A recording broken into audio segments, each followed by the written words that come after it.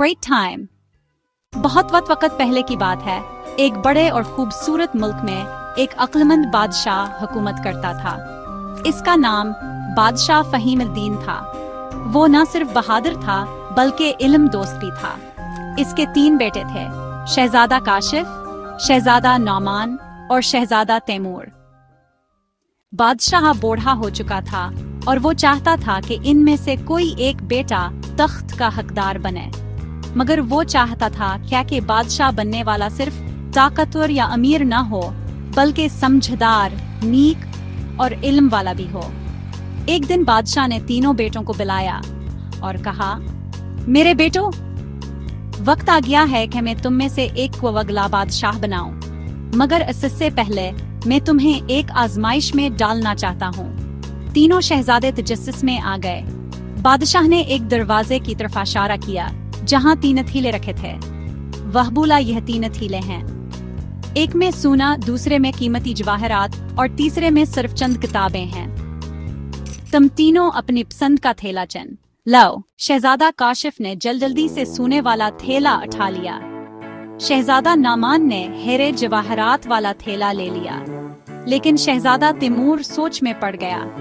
इसने किताबों वाले थैले को उठाया और कहा, अबा हुजूर, मुझे इल्म की दौलत चाहिए, ये हमेशा मेरे काम आएगी। बादशाह ने मुस्कुरा कर कहा, अच्छा बेटू, अब तुम 3 साल के लिए अलग अलग इलाकों में जाओ और अपने थैले से जो कुछ हासिल करो इससे कुछ बनाकर दिखाओ। जो सबसे बेहतर काम करेगा वही अगला बादशाह होगा। 3 साल बाद तीनों शहजादे वापस आए। शहजादा काशिफ ने सोने से बड़े महल बनवाए, खूब ऐश किया, लेकिन जब वापस आया तो थैला खाली था। सब कुछ खत्म हो चुका था। बादशाह ने पूछा, तुमने दौलत से क्या हासिल किया?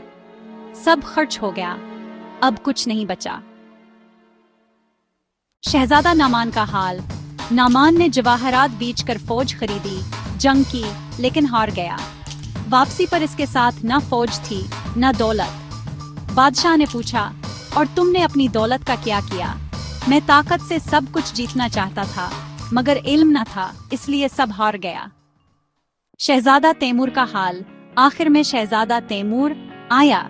इसके साथ किसान, उस्ताद, मामार, तबीब और छोटे छोटे कारोबारी लोग थे। बादशाह ने हैरत से पूछा, तैमूर, तुमने सिर्फ किताबें ली थी, ये सब कहाँ से आए? अबा हुजूर,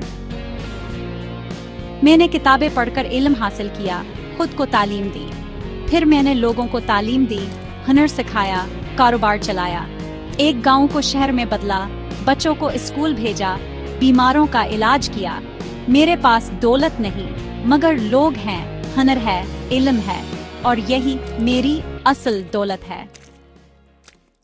पूरा दरबार तालियों से गूंज उठा।